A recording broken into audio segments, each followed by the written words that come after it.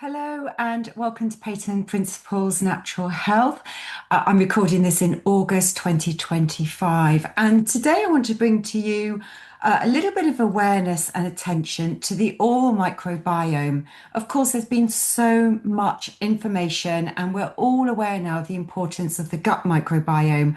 But what you might not be aware of is just how important the oral microbiome is to our overall health, but also the latest understanding of the what we call the gut oral axis, the gut oral link. You may well have heard of the gut brain link. There's been a lot of research around the gut and the brain, how there is this two-way flow of communication between the gut and the brain. Well, what we're now understanding is that there is also a gut oral two-way flow of communication. And I want to share a little bit of knowledge about that with you today.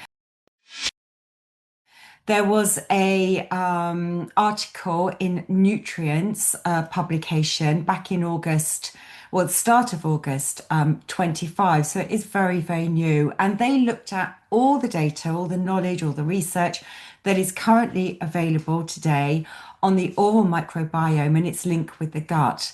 And not surprisingly, they found quite a bit of information. But let's start to think about that, because every day we are swallowing saliva. It turns out we are swallowing about a litre of saliva every single day. You know, it's probably a continuous trickle, but of course, far more when we're eating our food. Now, the oral microbiome, like the gut microbiome, we're discovering more and more species. And just like the gut microbiome, there are going to be some, and hopefully plenty, that we have that are going to be beneficial to our health. But we also know that we can be carrying more pathogenic, more detrimental bacteria and microbes that are not going to be so good for our health. And if we have an increasing abundance of those, then it's going to cause more damage. Well, imagine those bacteria in the mouth, they're going to be present in the saliva. And therefore, when we swallow saliva, we're going to be swallowing some of those microbes, some of which are good, some of which are not quite so good.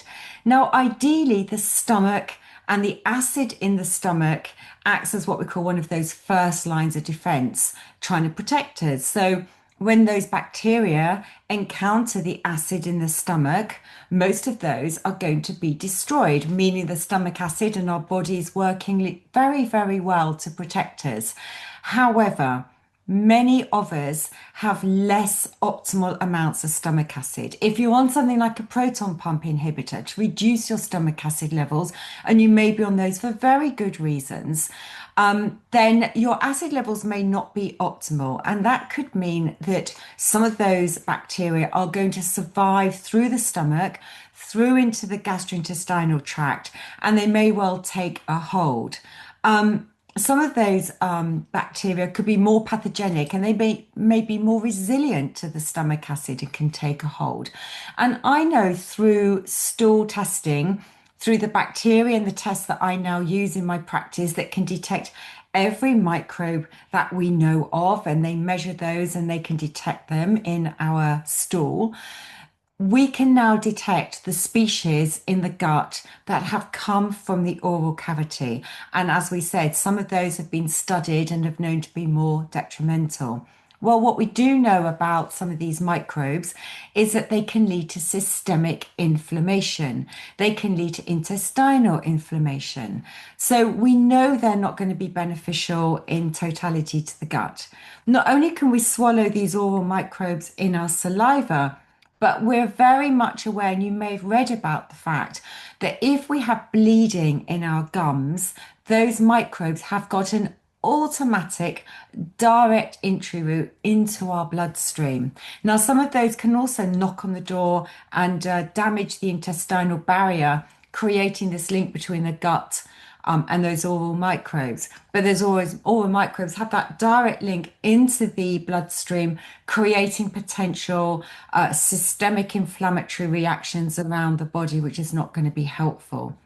Now, what about, I said there was a two-way flow of communication. Well, how are the gut getting and influencing the oral cavity and the oral microbiome?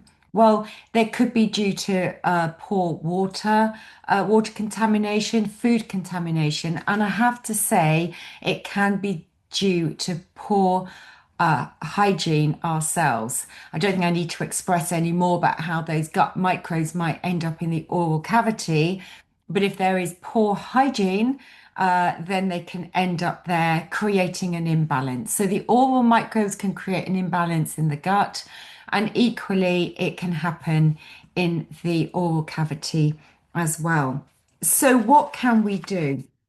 Um, what we need to think about is taking care of the oral microbiome, just like we want to take care of the gut microbiome. So we know very well that we need to be feeding the gut microbiome those beneficial bacteria, and we do that through a fiber-rich diet. We know that we need to reduce our sugar intake, ultra-processed foods, alcohol intake, and the same applies to the oral microbiome as well. We need to keep up levels of omega-3 fatty acids because they have a natural anti-inflammatory effect and can be very healing to those barriers, whether it's in the mouth or whether it's in the gut as well. But we do need to take care of our oral hygiene because whilst we know a little bit about this, we know enough that we need to take care of the our oral hygiene. But we're going to learn so much more. So of course we need to brush our teeth. Ideally, we are going to be using an electric toothbrush to really thoroughly clean our teeth and help to get in between the teeth as well. We should be doing flossing. We may want to think about doing oil pulling. You may have heard of that in Ayurvedic principles, a bit like naturopathic principles, oil pulling using something like coconut oil and with the antiviral, antibacterial properties of coconut oil, it can help to pull pathogens from the oral cavity that you would then spit out. You might want to look into that. You can also get now some very, very good oral probiotic mouthwashes. These are probiotics that have been researched to help rebalance the oral cavity and the microbiome. I use one that's powdered and you mix it with water, you swill it and swish it around your mouth for about 20 seconds. You can spit it out, you can actually swallow that one, but it helps to rebalance the oral microbiome. So, paying as much attention in the same way as we do to the gut microbiome, to the oral microbiome, and really watch this space because we're going to start learning more and more about the oral gut microbiome link, just like we know about the gut brain link. So watch this space. You'll probably start hearing more and more about that in the media, but don't ignore what we know today and start paying as much attention to your oral microbiome as you do to your gut. I hope you found that interesting. Please drop messages when you've watched this. Anything more that you know of or you want me to explain more of, then please do let me know. And have a good week.